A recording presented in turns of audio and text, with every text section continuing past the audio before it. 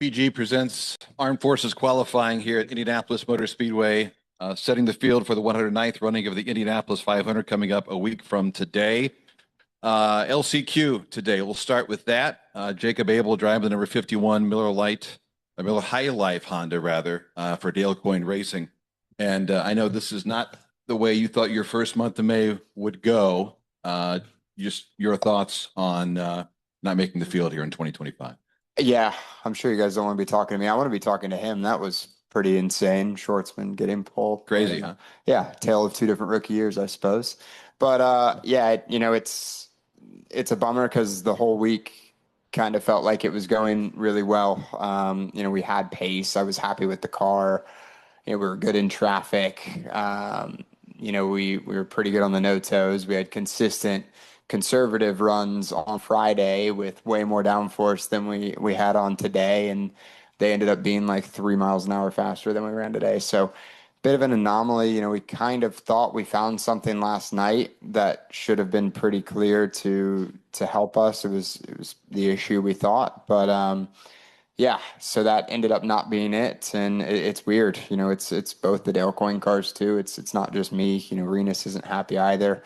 We got slower and slower each run. I actually kind of got excitement. I was a bit down in the dumps all day today, and then Renus goes out and does like a 226 something. I'm like, oh, well, we actually have a chance of this now. So yeah, went out and flat all 4 laps, stayed on top of the tools and everything to maintain the balance, but just didn't have any speed at all. It's weird. It's weird. It's just the car doesn't accelerate up to the same speeds that all the other cars do. So I hope they find something. Otherwise, Renus is probably going to have a pretty tough Sunday next week. So yeah, I guess I will be watching on the sidelines. How would you describe overall this first month of May for you at the Indianapolis Motor Speedway? Yeah, it was great, man. I mean, it's I'm going to try as hard as I can and not get emotional, but it's a dream come true. I grew up in Louisville, Kentucky, only a couple hours away from here, and I've been a fan of this sport for forever. I'm always,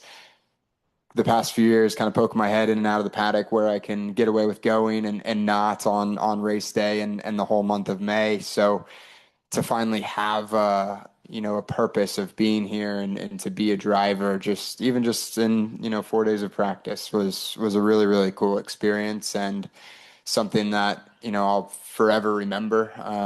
Driving the Miller High Life car too. It's a real bummer that's not going to be in the race, but huge thanks to them and Meekum for all of their support. Yeah, it sucks, but it was cool while it lasted. Yeah.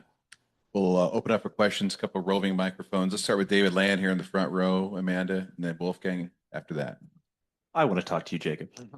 Could you describe, I know you've kind of been vague about it, but what exactly started missing as the runs went on? It was literally just outright speed. I mean, like, we would start our warm-up lap, and you kind of have a map that you run on the warm-up lap that makes the car go slower, and as soon as yesterday, we switched into the fast map, and starting with our warm-up lap was already like 5 miles an hour down. So we had to start switching to that map way earlier just to get our warm-up lap going so that we could build up to speed. It's just weird. It's just an outright pace thing. It felt like a drag thing. We changed the gearbox last night. That didn't fix it. We looked everywhere, all the engine stuff, all that looks fine. But yeah, I think it was it's an outright just speed and pace thing. The car feels good. We kept trimming out. It didn't feel super easy, but we were still flat each lap, was able to stay ahead of the balance enough to keep it that way. But in the end, we just didn't have any speed on the straightaway. We're 3 miles an hour down in the corners, and we're 3 miles an hour down at the end of the straightaway. It's just kind of an outright speed for the whole entire time that the tires are rolling on the ground. I mean, you've been in the road to Indy for years. This has been the goal of every driver who comes through this ladder system. How difficult is it to get here and not make the show? Yeah, it sucks. It's awful. Our whole season has kind of been pretty miserable so far, to be frank. We've had sort of issue after issue, week in and week out. It's been tough. I like you said, have been working my whole life to get into IndyCar, and this is what the first 6 or 7 races have been like. I remember about 12 months ago when I was sitting on this stage because I got 2 poles and won the Indian X race here. So it's a little bit of a different scenario now. Just trying to stay mentally as positive as I can because there's certainly some self-doubts that are trying to creep in, but yeah, just trying to stay as positive as I can. Wolfgang? There you go. Yeah. Abel over here. Jacob, sorry. Yep. You just said yourself it is weird that you didn't find enough speed. Reno seems to be struggling as well. Could it have something to do with maybe losing power with the engine? And does the car also give you an indication earlier, the last days, that there was something wrong, missing with the speed?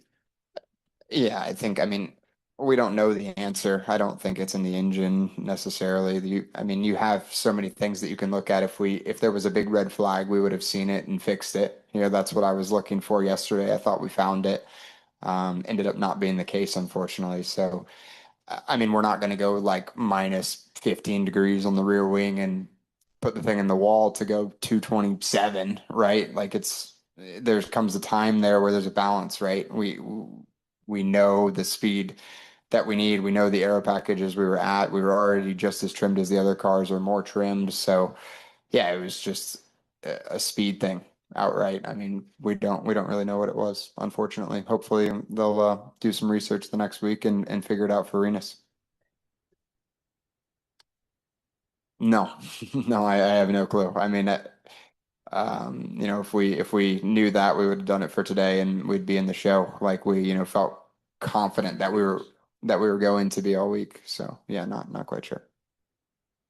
Anyone else in person?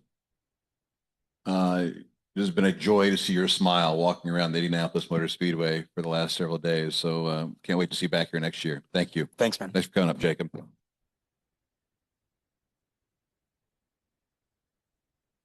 Okay, moving ahead to the front row for the 109th running of the Indianapolis 500. Pato O'Ward joins us, driver number 5, Arrow McLaren Chevrolet, who's qualified obviously for his 6th Indy 500. First front row start. Previous best was a 5th place start a couple years ago in 2023. Tell us about the Firestone Fast 6. Yeah, super stoked to have my first front row start here at the 500. Definitely was pushing that for that pole. So first of all, I want to thank everybody, guys and gals at Arrow McLaren.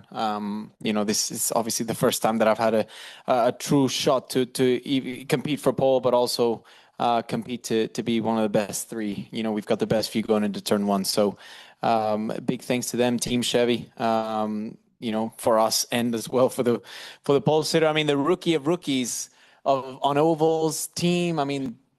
It's phenomenal what they did today. It really is. I think it's an amazing storyline, and I'm happy to see that they obviously do look surprised, but they've built a rocket, and it's phenomenal to see.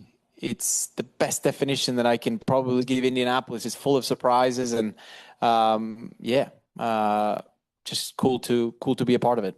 Cool to see you on the front row. Congratulations. Open up for questions. Let's start here. David Landon and Bob Pockgrass after that. I'd like to start talking about Jacob. You just gave him a handshake. You missed your first Indy 500, much like him. What would you say to Jacob to deal with that situation? You're better off watching a race than racing in a shit car.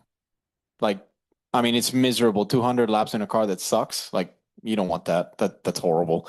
So I was actually kind of relieved when I didn't make it. So I hope he kind of feels the same, because otherwise he's just going to be pounding around there, and it's not like he's pounding around in 100 miles an hour.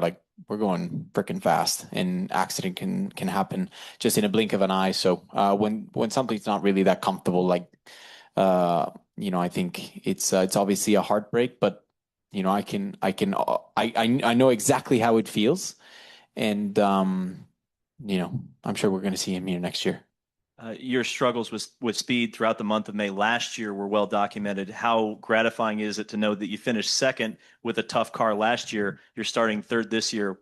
How would you rate your chances? Oh, man, 200 laps, it's 500 miles. It's a freaking long race. Whoever looks to be winning it in the middle of the race is probably not going to win it, because things change so much for the Indy 500. But we're right there. I know how to position myself in order to have a shot.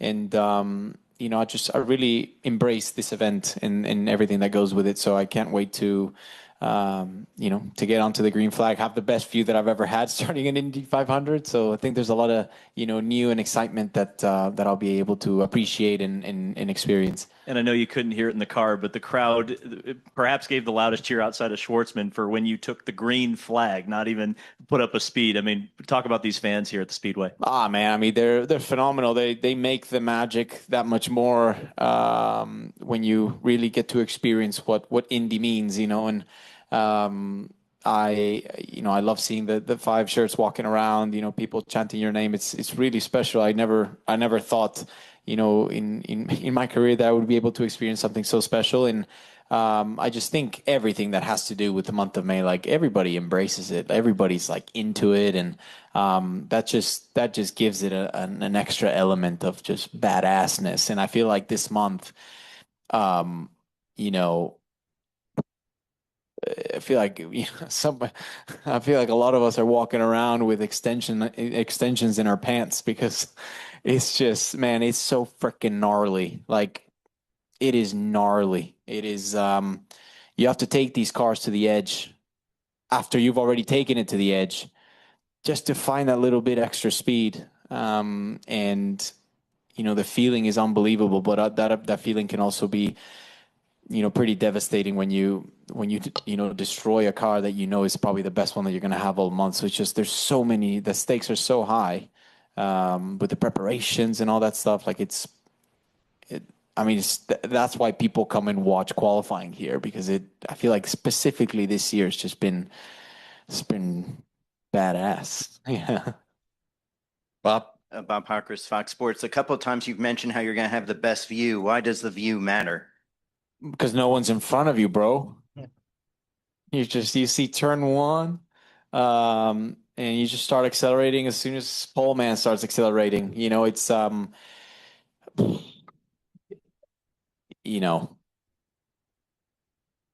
yeah, that's just what it is. I've always had a few rows in front of me, so. And were you aware of what was going on with the Penske cars there in qualifying, why they didn't qualify? And do you care? Does it matter if they were, and do you have any feeling like whether they were intentionally breaking the rules or not? Or is it something that people do and work on? I mean, they weren't accidentally doing it because they had the blowtorch right there in order to get it out. So, I feel for Abel and for everybody that did the disqualifications or the last chance qualifying. If those cars weren't in regulations, I'm not an engineer, so I can't tell you what they were doing, how much speed that is, or if it is any speed. But obviously, it's not in regulation, and the rule is pretty black and white. And those cars should have been in the last chance qualifier. Like those cars should have never. Obviously they didn't do anything in the Fast 12, but they should have been brought into the LCQ because they had that yesterday, I guarantee you, and until someone pointed it out today. So those cars, if they're disqualified today, they should have been disqualified yesterday. So it's a shame, really, because I don't think they don't need to be doing that stuff. Like they're a great team, they've got great drivers. Why are you doing that? Makes no sense. Got time for one or two more with Pato. How about in Espanol then before we go? Mike Merritt, this is your cue. In Espanol, just talk about starting on the front row for the No, gran día, contento. Vamos a comenzar en la primer fila, mi primer fila aquí en Indy 500. Emocionado, pero pues también sorprendido y pues impresionante lo que hizo Prema hoy con Shwartzman. La verdad que mis respetos. Seguramente ellos van a estar hoy en la noche echando fiesta, pero nosotros estamos contentos. Realmente que era mi objetivo. Yo me quería subir a la primer fila y si no iba a estar en pole, yo quería estar al fuera de la primer fila de la fila y es exactamente donde caí. Entonces he tenido mi mejor mes de mayo hasta hoy. Estoy contento con mi auto. El equipo está trabajando bien. Y sé muy bien cómo posicionarme para tener una oportunidad para ganar esta carrera. Entonces es una carrera muy larga, mucho puede pasar, pero pues sí, mañana me toca mi fotita de mi front row. Which is gracias. Thank you so much. See you back here tomorrow Yeah, for thank you. practice. Thanks, Pato.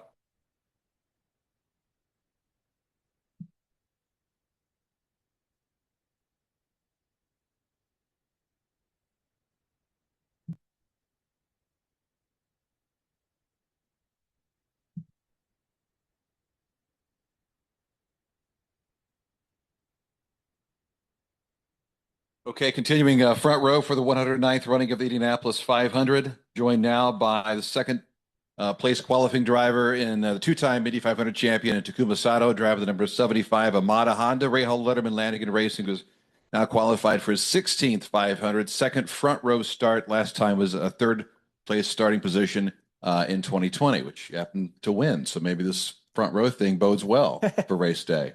Right. We'll see. What did you have? What did you not have? Well, I mean, first of all, I want to say a huge congrats to the Robert Shwartzman, Prema team. What an amazing event with pulling as a rookie driver, rookie team putting pole position is entirely impressive. So huge congrats to the everyone involving for that team. But for our sake, I think no matter what the result was today, I think getting the top 6 was our goal.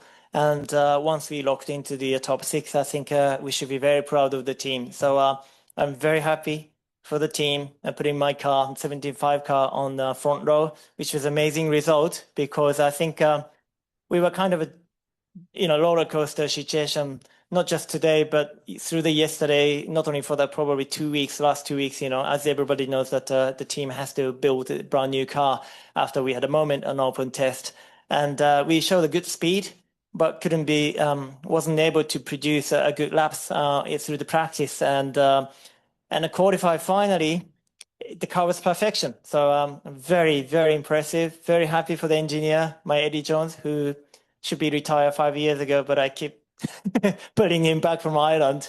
So Eddie and myself and the entire engineering team and 75 crews, it's amazing people, just their dedication, the meticulous job.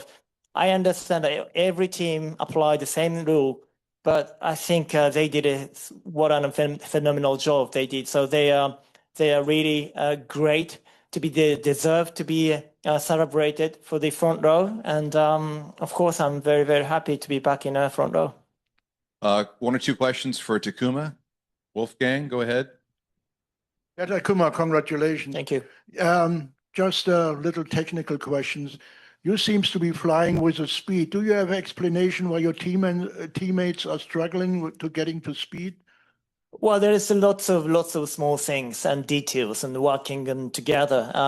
I think all 4 team, I think Graham was explaining it. I think the material-wise and build quality for Reiho Letterman Running and Racing over the course of the few years, I think we've seen the best. I think you can pinpoint it. In fact, I think number 30 car, David really driving beautifully. And okay, he had a little balance issue, but in terms of the speed, actually, he was quicker than me. So taking account, I think all team has obviously access to my data and setup and etc. But working extremely together, working together as an engineering group is a key to squeezing out the speed, which I'm very enjoying with a part of the team. And I think we already observed that the Reiho team are definitely faster than last year. So I'm happy to be putting this car, 75 crew, did a phenomenal job. So I'm very, very happy. How about one more for Taku, then we'll ask for one in Japanese too. So stand by. David, go ahead. Takuma, this is a one-off entry in the Indy 500 on the front row. You're the fastest Honda as well. I mean, just kind of talk about that. That's an incredible effort from the Reiho team. I think the whole credit obviously should go to the team, as well as I'm very how can I say, happily say proud of as a group member, not just one off, but also yes, physically one off, but since really last year, when I joined the team over the course of the winter, I'm involving a little bit of development, which was very interesting, and obviously all done by the team, of course. But proud to be part of it. And big thanks to the Bobby and Mike, and particularly commitment. They show it's incredible. And our teammates too. And don't forget HRC Honda, amazing comeback. We've been, it was a very crystal water. We were having challenging last 2 seasons, but they come back so strong, and I'm very happy for them, for HRC to put in my car in the front row. Very happy. One in Japanese about starting in the front row, and we'll cut you loose after that.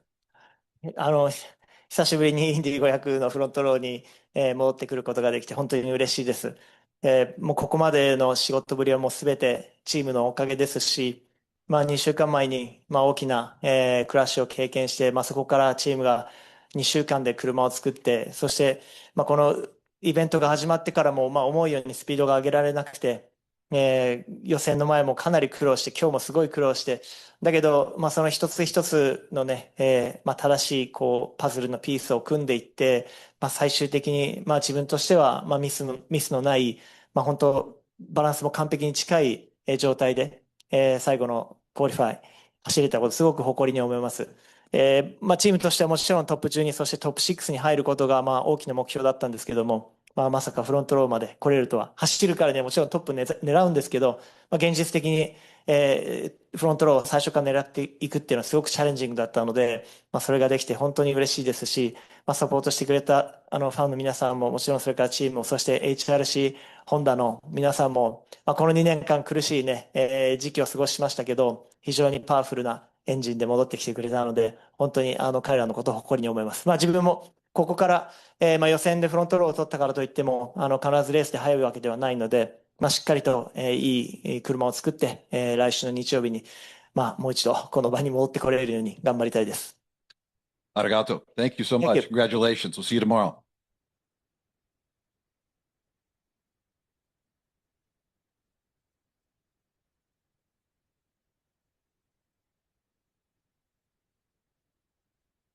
We'll go ahead and get started with our poll winner for the Indianapolis 500. By the way, if you do need Renus VK, let us know, let the team know. He will be available back in the team area, back in the garage area if you need Renus, but we wanted to cut him loose knowing that Robert was here.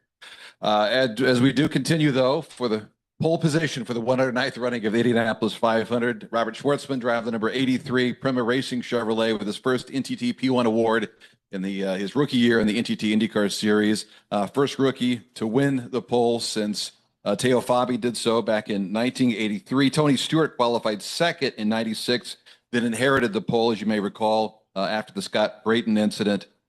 First driver from Israel in the Indianapolis 500. Prema Racing is also the first-year team to win the pole since Meyer Motor Racing back in 1984. That team put Tom Sneva on the pole and Howdy Holmes in the second qualifying spot. Made a little history here today. What does this feel like? Yeah. Honestly, it's unbelievable. I was just like processing it, and I still can't believe it's just a dream. I was just thinking in my dreams, fantasizing. It's like, how will it feel to take pole position in Indy 500? How is the vibe? But then I was like, yeah, well, Robert, get back to reality. You have a new car, new team. You're a rookie. How can you expect to be in this position? It's just in your dreams. But still, I was keeping that, that tiny dream deep inside, like maybe. And coming here, honestly, we missed the first testing day, let's say the free practice. But even so, I think the thing that made me sit here now in this position, I think, is just the right team mentality. You don't need to be a genius. You don't need to have incredible experience. You just need to have a good people around you as a team, which are conscious of what they're doing. And, you just, as a whole team, you just know that, okay, we go step by step, small steps without rushing. Because, even though I don't have experience, I've heard a lot of people saying that Indy doesn't forgive. And one slight mistake can cost you a lot. We've seen, Colton, Marcus, Scotty, they were really fast.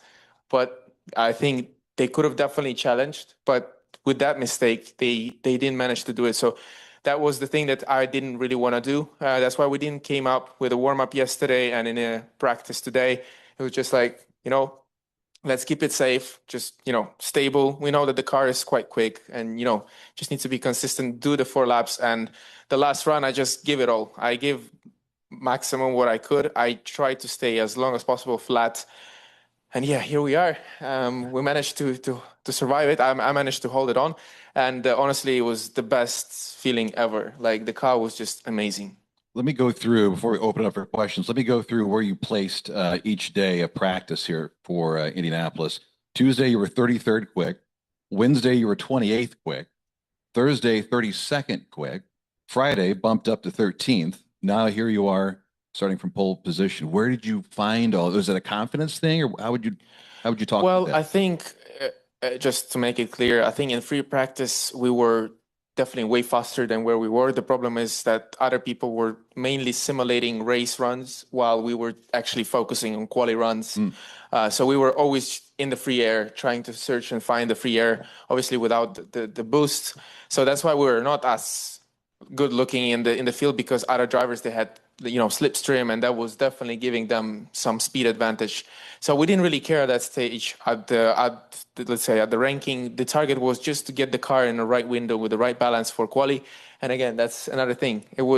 I would have not known how to approach it, but luckily there is my engineer Eric, who have done that in the past. He was a Josef engineer, and he knew how Indy 500 works. So that was his, input. And he said, guys, we're going to do it like this.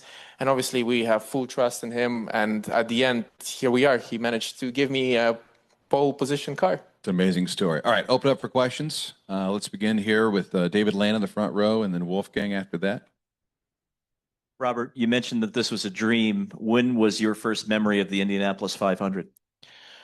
Well, my first memory was when I was in Formula One Grand Prix in Monaco. I was just as a kid, let's say, just watching the Formula One race. And at the same time, it was going the Indy 500 race. So we were there was my friends and, sponsors, and they invited me to a yacht, that parked at Monaco. And I was just sitting there. There was no Formula One running. I was actually after the race of Formula One, but normally Monaco is quite boring, as we know. There is not many possibilities of overtaking. So, it's more quali race for me. And then we were just sitting there, and in the TV, there was Indy 500 race running there. And honestly, I was just looking, and it was so much more exciting. And I was just like, damn, until last turn, you don't know who's going to win. Because I was like, okay, this guy is fast, he's going to win. Then it's all of a sudden, oh, he's getting overtaken. Then another guy. So the rotations there, it's always changing. And I was just like, that's the first memory. I was like, damn, this is really interesting. This is like a proper battle. And then I obviously start hearing a lot of things about Indy, that it's another way from Formula One. Let's say if you don't go to Formula One, the best thing is to go to IndyCar. Here we are. It happened so that unfortunately I haven't been given a chance to go to F1, even though I really tried my best. And then I was like, okay, if that's not the way to go, I will try it here in Indy, and here we are. I think it's a good place to be in. I really like it. I really enjoy it. It's first experience on ovals. That was just something unbelievable, especially going 240 mile an hour, which is like 385 kilometers an hour. It's just a new experience. I've never driven so fast a car, and now sitting here being in pole position is just, again, it's just a wow. Have you ever had a crowd cheer for you like that? I mean, I don't remember. It's been really, really long time since, I raced like this. I've been in an environment like this. For me, crowd is amazing here. Honestly, it's been since the moment where I felt like we were fast and people start noticing us, that we're actually not too bad. We're pretty competitive. It started, picking up this level of people just cheering. And yeah, honestly, at the end now, when we took the pole, it's unbelievable. The roar, how loud it is. And I mean, it's been a long time since I heard that. You mentioned you focused mainly on quali sims throughout practice. How important are these next 2 days of practice to get the race car dialed in? For sure. For me, like I said, we spoke with Ryan, who was helping me, Ryan Briscoe. And we was basically Indy splits in 2 races. There is one race is just quali, and then there is another race, which is actual race. So for me, it's the same approach. We don't have much time, obviously, and we need to try to figure out what's the best way for the race car. How is it going to be looking like? Plus, I don't have much experience. I have not experienced racing on oval, so I don't know exactly how are the overtakes, how do you defend. So, it's something absolutely new. So I don't want to put any high expectation on myself on that point. It's obviously amazing to start first, but again, I just probably take it easy, because I need to just analyze and see what the others are also doing, because it's very easy to make a mistake here. And as I said, it can cost a lot. And I just want to make it a smooth ride. So the approach is just, we use maximum we can, the free practice we got for the race. And then hopefully it's going to be good enough to put the car in a decent position. And then we're just going to race. And, I just try to enjoy the battling, the racing with other guys. Wolfgang. Yeah, congratulations, Robert. I have two questions for you. Number one, I heard that Ryan Briscoe is part of the Prima team. Is it fair to say that he maybe prepare you with his open wheel experience? For sure. Okay. Yeah, for sure he helps. That's what he's doing. He's really helping a lot with his experience, his knowledge, his, things he was doing in his past. And like yesterday morning, I was feeling really nervous about going to the qualifying. And I was like, Ryan, were you actually nervous going for quality? Because for me, I never actually were nervous in my career in qualifying because, it's just one lap. You go there. There's not really nothing dangerous, nothing scary. And here it was like first time being really nervous to go out there. And it's like, because you don't know what's going to be, how is the car is going to be. And, you definitely don't want to end up crashing here. So I was really nervous and I was like, Ryan, were you nervous? And he's like, yeah, I was. Like, it's normal. It's absolutely normal. So we chatted. He calmed me down. He's like, listen, take it easy. It's the first year you're a rookie, no expectations. So just enjoy it. And that's what I did, especially when you have a good car and you can get confidence and trust that the car is going to be good. That also helps a lot. And the second one? And the second question is, very sadly, your home country made headlines with this war situation. You coming now here, bang, you're on pole as a rookie after more than 40 years. You think you're something like an ambassador to bring positive headlines back to your home country, and hopefully maybe one day we have a international race in Israel. There will be a really good racetrack will be built. What do you think? It would be amazing if we would go to Israel. Honestly, obviously I'm not in control of it. It's just again a dream. But like you said, it's definitely an amazing idea to have a racetrack in Israel where we can do an international race. Because I heard maybe next year or in a couple of years we might go to Mexico. So honestly, I would also love to go to Israel if there would be built a proper racetrack. But yeah, representing Israel, I just want to believe that for all the people, they realize that what is going on generally. I'm not supporting it. I just want peace in the world. I want people to be good, and I don't want the separation of countries saying this is bad country, this is good country. There is no better good. We're all human beings, and we just have to support each other and respect each other. That's as well. So, and we need to also find ways to, let's say, negotiate things, find ways to agree on things. Because from my experience, there is always, a gold middle. I'm calling it, like it's always the right path. So yeah, I really hope that at the end of the day, everything's going to be good in the world. It's going to be all calm. And from my side, I try to just, represent my country and do my best. Let people know that I'm here and that I'm giving it all. I'm not giving up with whatever I had in my career in my past. I'm not giving up and I won't give up. So I'm keep pushing. So people just, have that belief, keep going forward. And just look forward, never look back.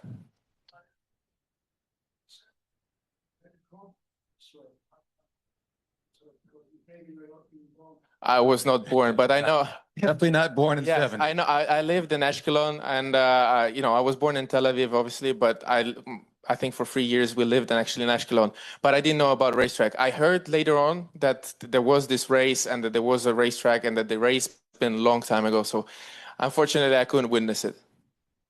Yeah. Well said, by the way. The reference to Ryan Briscoe, just so everyone knows, a 10-time starter in the Indianapolis 500, won pole position back in 2012. So you got a lot of good advice this week. For sure. I know that. Ben, sorry. There you go. Thanks, Ben. Hey, Robert, congratulations.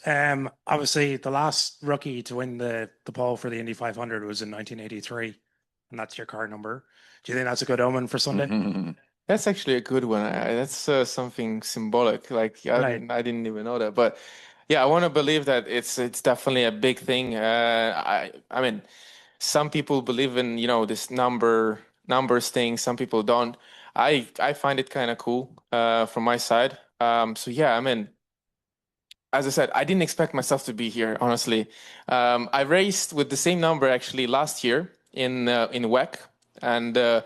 Unfortunately, we didn't manage to win Le Mans. We were really fast. We led the most of the race, And at that stage, I was like, well, you know, Le Mans was so close, but we didn't get it. And then when I came to Indy and I took the same number, I was like, I gotta bring this number up. I gotta do it. You know, I gotta push it up that people will see this number. And you know, it's the second year with this number, and the fact that, you know, the last rookie was in 83, that means, you know, it's a good coincidence. Right. And in terms of like your WEC experience, obviously, you know, it's an endurance race, and the race next week is a very long race. Do you think there's anything you can take away from your WEC experience to go into the 500? Yeah, for sure. You know, when I was doing Le Mans, overall, I've driven a bit more than 8 hours, and you don't sleep. And in that way, when the races are so long, you get sort of this knowledge and ability of being just calm. You know, you sort of put yourself in autopilot. Just, you know, be smooth, take things under control, but you don't overpush yourself, because you can't go for so long at your, you know, max effort. So you have to balance well your energy throughout that. And I think in that way, endurance racing helped me to get this knowledge, to get this feeling and understanding how to approach races like that. So obviously, in a week time, it's going to be a new thing for me. So definitely it's going to be difficult, because it's not only long race, but it's like if my first oval race starting from pole. So there is a lot of things going on. But again, I just try to use that knowledge to just be calm. And as I said, take it easy without really rushing things up. And yeah, hopefully we're going to have a good, strong, fast, competitive car. And who knows, maybe in the last laps, I'm going to be there battling not only for pole position like today, but also for a race win. Thank you. We have time for one more. Go ahead, sir. James Krause from the Journal Gazette. First, I wanted to ask about the reception from the fans, and you've talked about wanting to race in America, and you spoke about sort of the tensions between your home country and the worldview of it. To hear that reaction and to get that acceptance from the fans for winning the pole, what was your reaction to that? And in general, how you've been treated by fans since you've joined IndyCar? Honestly, really well. I like, you know, that's the thing that I want to bring up to generally the whole world. I think here in US, people are way less judgeful, let's say. I've never felt that anybody would judge from where I come from. They just judge what you do, which is fair. You know, if you do good things, they will judge you as a good man. If you do bad things, you're going to be a bad man. And that's, I think, how it's supposed to be. There is no, let's say, this separation of like, oh, okay, you come from this country, is in a worse state, they're bad, you're bad as well. And, you know, saying bad things. And here, again, the fans are super supportive. They're really nice. And yeah, as I said, I never felt like here I feel really good with the fans. In my, let's say in a couple years in Europe, it was a bit more tense for me. I have to admit, it was difficult moments. Most of the people that were in that environment, they understand and they supported me, but there were also some people that were going against me. And, you know, it's been a very tough moment in my life where I was just like, I haven't done anything bad. I didn't support anything. I generally just, you know, support my people from my country, but generally, you know, all the people with respect. And there were just some, you know, people saying bad things just because where I was born. That my last question. I know you're a budding musician. Can we expect a song about this performance today anytime soon? I mean, as I said, I need some good studio to contact me, and I'm down to get, you know, in a studio on a mic, and we can have a look at how we can lyrically do a really cool song about getting the pole in Indy 500. Do you care to get into that? Explain what he means by that question about your musical ability here. Well, you've got a song out, right? Yeah, I did one. Yeah. One. Okay. Yeah, it's called Active. Well, yeah, you know, yeah. Well, you can hear it if you want. I mean, it's been a long time. It's been like 4 years since I released it, actually. So at this stage, I realized that, you know, I can do even better. But I think still it's a fun song. You might get it trending now after this. Maybe, maybe people can start using it in social media, you know, to rotate, you know, use my face or whatever, my name, and, you know, use that song. Yeah. Anyone else? Congratulations. You've got a lot of interviews to do over the next couple of days. Yes. I thought I'm going to have a free, let's say, couple of days, but it seems like not. You're going to be the busiest man in the paddock now. Congratulations, Thank you. Robert. Thank you. What a great story. Thank you, Robert.